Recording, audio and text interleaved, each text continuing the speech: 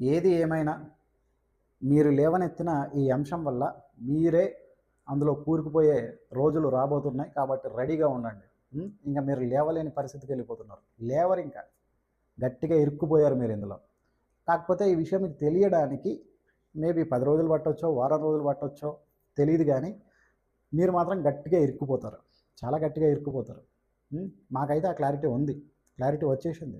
కాకపోతే మీకు ఇప్పుడే క్లారిటీ రాదు. ఎందుకనంటే మీకు బుర్రలు లేవు కాబట్టి మీకు అప్పుడే క్లారిటీ రాదు. ఓకేనా? మాతో పెట్టుకోవద్దు. నలుగురు పిల్లలున్న ఒక కుటుంబంలో ఎవడో ఒకడు ఖచ్చితంగా ఒకడు ఎదవ ఉంటాడు అనుకుందాం. అంత మాత్రాన ఆ కుటుంబం అంతా వేస్ట్‌ది కాదు కదా!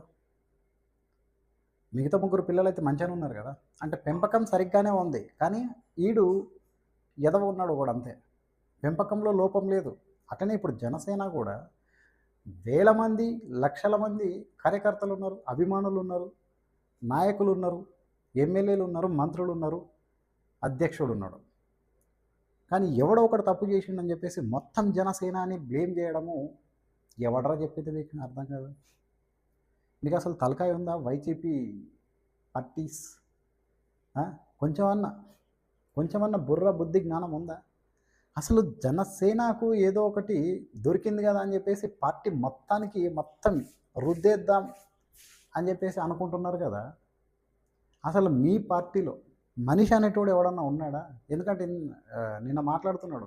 అసలు ఆడు మనిషేనా అని అనిపించింది అని చెప్పేసి ఆ వైసీపీ పెద్ద మనిషి మాట్లాడిండు నిన్న. అసలు మనిషేనా? అసలు మీ పార్టీలో ఉన్నోళ్ళు అసలు మనుషులేనా? అసలు ఎక్కడున్నారా ఇందులో మనుషులు అని చెప్పేసి వెతుక్కునే రోజులు ఎన్ని రాలేవు? అప్పుడు మీరు ఏమైనా యాక్షన్ తీసుకున్నారా? ఏం లేదు. ఎంత అడ్డంగా దొరికిపోయారు మీ నాయకులు. మీరు ఏమైనా యాక్షన్ తీసుకున్నారా? ఏం లేదు. ఇక్కడ యాక్షన్ తీసుకున్నారు. ఈ ఈ విచారణ కమిటీ అని ఒకటి ఏర్పాటు చేశారు. ఈ వారం రోజులు ఆ విచారణలో ఏమైతే తేలుతుందో అదంతా కూడా పవన్ కళ్యాణ్ గారికి విషయం చెప్తారు. ఆ విషయం చెప్పేదాకా మంచోడివే, నీ తప్పేం లేదు అని తేలితే పార్టీలో ఉంటాడు. వీడు బ్యాడే అని తేలింది అనుకో, ఇంకా ఖచ్చితంగా అప్పుడు సస్పెన్షనే. అయినా సరే ఇప్పుడు కూడా ఏం చేశారు? నువ్వు మంచోడివా చెడ్డోడివా ఏదైనా సరే ఈ విషయం గురించి క్లారిటీ వచ్చే వరకు నువ్వు పార్టీ కార్యక్రమాలకు దూరంగా ఉండబ్బా అని చెప్పేసి పక్కన పెట్టారు ఇప్పటికే. కాబట్టి జనసేన పార్టీ మీ లెక్క వైసీపీ పార్టీ కాదు. ఇది ఒక బాధ్యత గల పార్టీ.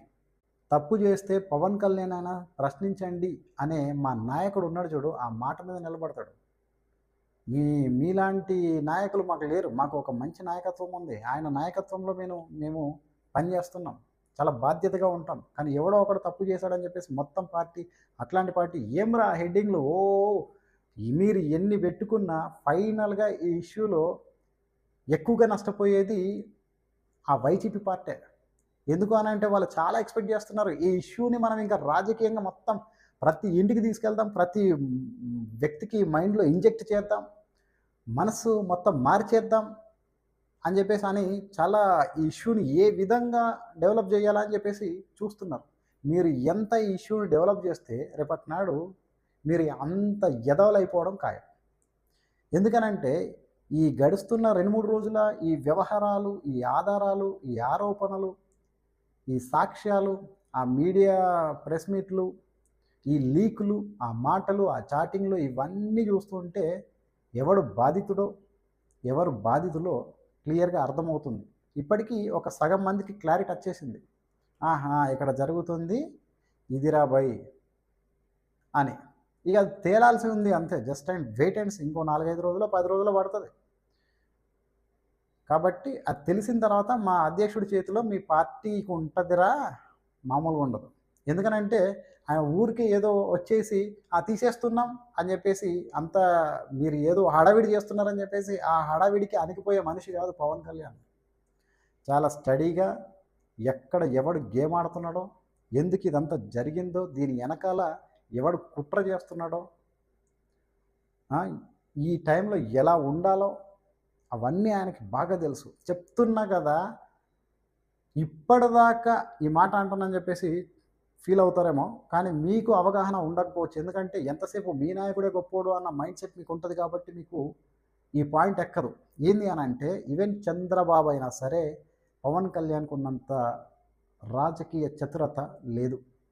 ఇక వైసీపీ ఆ మనిషికి అంటావా? ఆయనకు అసలే లేదు.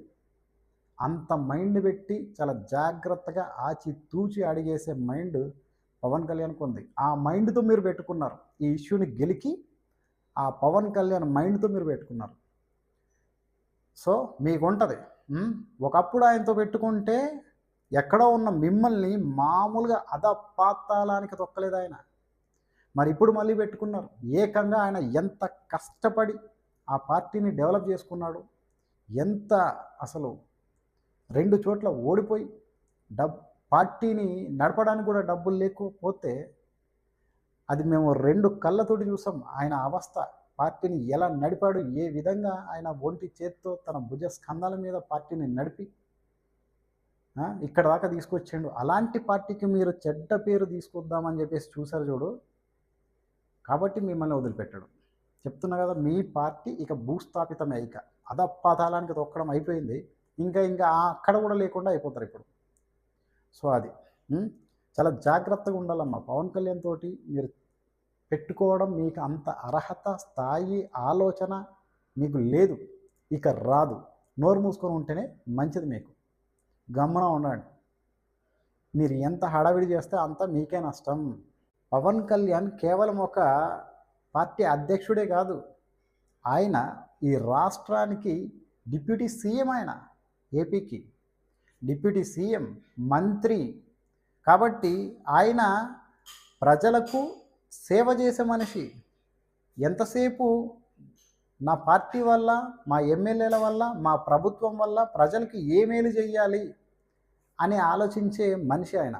అంతేగాని నాకున్న 20 మంది ఎమ్మెల్యేలు ఏం చేస్తున్నారు అని చెప్పేసి ఈయనేం చేస్తున్నాడు, ఈయనేం చేస్తున్నాడు, ఈయనేం చేస్తున్నాడు అని చెప్పేసి ఆలోచించుకుంటా అతని మీదే దృష్టి పెట్టి జాగ్రత్త, ఎవరికి దొరకద్దు, ఇలా కాపాడుకుంటూ ఉండాలా ఆయన? లేదంటే జనాలకి ఏమన్నా మంచి పనులు చేసి పెట్టాలనా? ప్రతి ఒక్కడి మీద కాన్సన్ట్రేట్ చేస్తూ పోతే ఆయనకు ఇంకెందుకు ఆయన వచ్చింది రాజకీయాల్లోకి? జనాలకు మంచి చేయాలనే ఉద్దేశం కదా ఆయనకు ఉంది. అదే చెప్తున్నాడు, చాలా జాగ్రత్తగా ఉండండి. పదవి బాధ్యత ఎవడన్నా ఇన్నేళ్ళ మన భారతదేశం మొత్తం ఏ రాజకీయ పార్టీ అయినా సరే పదవి బాధ్యత అనేది ఒక కార్యక్రమం ఏర్పాటు చేసి అలా ఎమ్మెల్యేలతో ఇట్లా ప్రమాణం చేపించి పదవిలో ఉన్నారు బాధ్యతగా ఉండండి అని ప్రమాణం చేపించిన పార్టీ ఏదన్నా ఉందా ఆలోచించుకోర్రు. కాబట్టి ఆయన ప్రమాణం అయితే చేపించగలడు, కానీ ప్రమాణం మీద నిలబడుతున్నాడా లేదా అని చెప్పేసి ప్రతి ఒక్కడి మీద అదే పనిగా ఇట్లా ఉండడు కదా ఫోకస్ చేసి. జాగ్రత్తలు చెప్తాము, పాటించండి అంటాము, ఇంకా ఆయన కూడా జాగ్రత్తలు పాటిస్తూ, ఎందుకంటే 10 మందికి చెప్తున్నాడు కాబట్టి ఆయన కూడా ఫాలో అవ్వాలి అవన్నీ. ఎట్ ద సేమ్ టైం పార్టీని కాపాడుకోవాలి, ఎట్ ద సేమ్ టైం ప్రజలకు మంచి పనులు చేయాలి. ఇన్ని ఉంటాయి ఆయనకు బాధ్యతలు. అంతేగాని ఈ ఎమ్మెల్యే ఏం చేస్తున్నాడు, ఆ మంత్రి ఏం చేస్తున్నాడు, ఈ పెద్ద మనిషి ఏం చేస్తున్నాడు, అవతలోడు ఏం చేస్తున్నాడు, ఇవన్నీ ఆలోచించుకుంటూ కూర్చుంటాడు ఆయన? కాదు కదా. కాబట్టి ఎవడో ఒకడు తప్పు చేసిండని చెప్పేసి ఇది జనసేన పార్టీ మొత్తానికి ఆపగదిద్దాం. మీరు పెట్టే పనికి మళ్ళీ తమ్మునేల్స్ ఉన్నాయి కదా, కామసేన అని. ఏంటి కామసేన?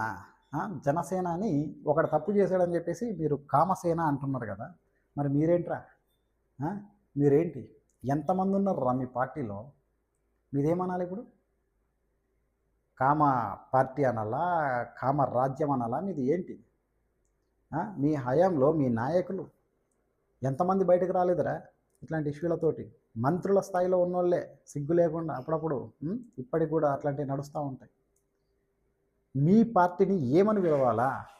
మీ దాంట్లో పోరంబోకులు, దుర్మార్గులు, రౌడీలు, అడ్డమైన బూతులు, అసలు మైక్ ముందట అట్లాంటి మాటలు మాట్లాడొచ్చా ఒక హోదాలో ఉండి అన్న కామన్ సెన్స్ లేకుండా కూడా మాట్లాడిన ఎదవలు ఎంతోమంది ఉన్నారు మీ పార్టీలో. మీది ఏం పార్టీ అనాలి రా భయ్? మీది ఏం పార్టీ అనాలా?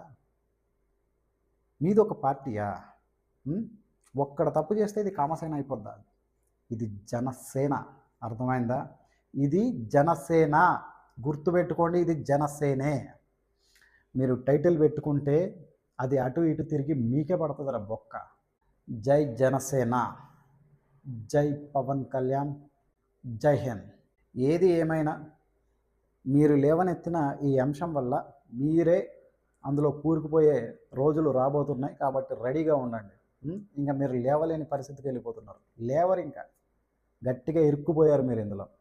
కాకపోతే ఈ విషయం మీకు తెలియడానికి మేబీ 10 రోజులు పట్టొచ్చో, వారం రోజులు పట్టొచ్చో తెలీదు గానీ, మీరు మాత్రం గట్టిగా ఇరుక్కుపోతారు. చాలా గట్టిగా ఇరుక్కుపోతారు. మాకైతే ఆ క్లారిటీ ఉంది. క్లారిటీ వచ్చేసింది. కాకపోతే మీకు ఇప్పుడే క్లారిటీ రాదు. ఎందుకనంటే మీకు బుర్రలు లేవు కాబట్టి మీకు అప్పుడే క్లారిటీ రాదు. ఓకేనా? మాతో పెట్టుకోవద్దు.